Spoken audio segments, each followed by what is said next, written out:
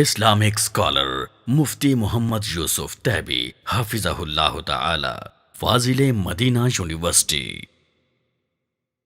اعوذ باللہ من الشیطان الرجیم۔ قال اللہ عز وجل ما يفعل اللہ بعذابکم ان شکرتم وآمنتم وکان اللہ شاکرا علیما۔ اللہ تبارک و تعالی فرماتے ہیں کہ میں نے تمہیں عذاب دے کر کیا لینا ہے، کیا کرنا ہے، اگر تم اللہ کا شکر ادا کرو اور اس پر ایمان لاتے رہو۔ اور اللہ تعالیٰ تو تھوڑی نیکی کو بھی زیادہ کر کے اس کی قدردانی کرتا ہے، اور وہ بہت علم والا ہے۔ تو اللہ تبارک و تعالیٰ چاہتا ہے کہ اگر اس کی مخلوق اس کا شکریہ ادا کرے تو وہ کسی کو سزا نہ دے۔ اور جو حدیث آتی ہے کہ میں نے معراج کی رات جنت اور جہنم دیکھی تو اس میں نے عورتوں کو زیادہ دیکھا۔ پوچھا گیا کہ اس کی وجہ کیا ہے، تو فرمایا تکفرن العشیر، اس لیے کہ یہ شوہر کی ناشکری کرتی۔ تو اس آیت اور اس حدیث سے ثابت ہوا کہ ناشکری ہی عذاب کا سبب ہے۔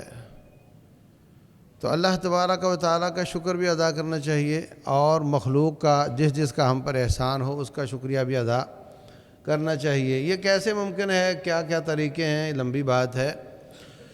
میں آپ کو دو دعائیں بتاتا ہوں کہ جن سے اللہ تعالیٰ کا شکریہ ادا کیا جاتا ہے۔ ایک دعا تو صبح و شام کے اذکار کا حصہ ہے۔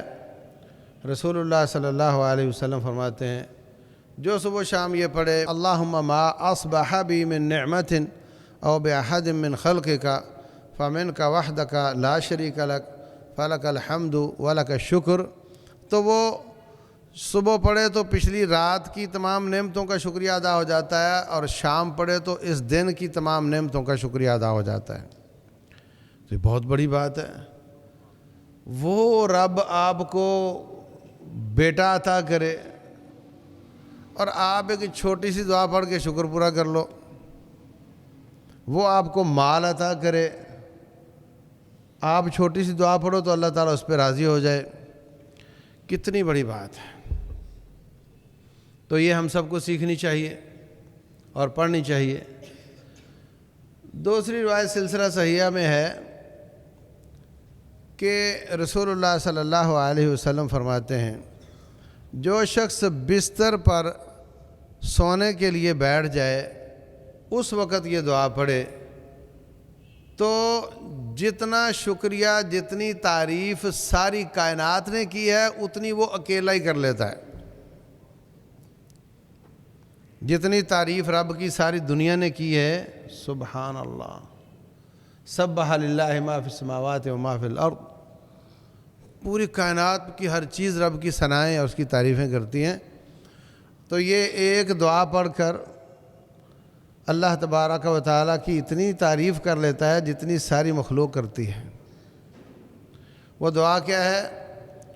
الحمدللہ الذی کفانی و آوانی، الحمدللہ الذی اطعمنی و سقانی، الحمدللہ الذی من علی و افضل، اللہم انی اسألک بعزتک ان تنجینی من النار۔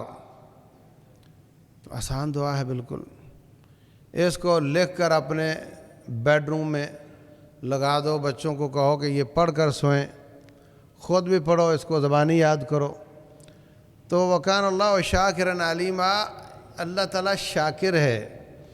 بندہ رب کا شکریہ ادا کرے تو بندہ شاکر ہے۔ رب بندے کا شاکر کیسے ہوا؟ شاکر ہوتا ہے قدردان، تو وہ بندے کی تھوڑی تھوڑی ٹوٹی پھوٹی عبادات کو بھی قبول فرما کے اس کا قدردان ہو جاتا ہے۔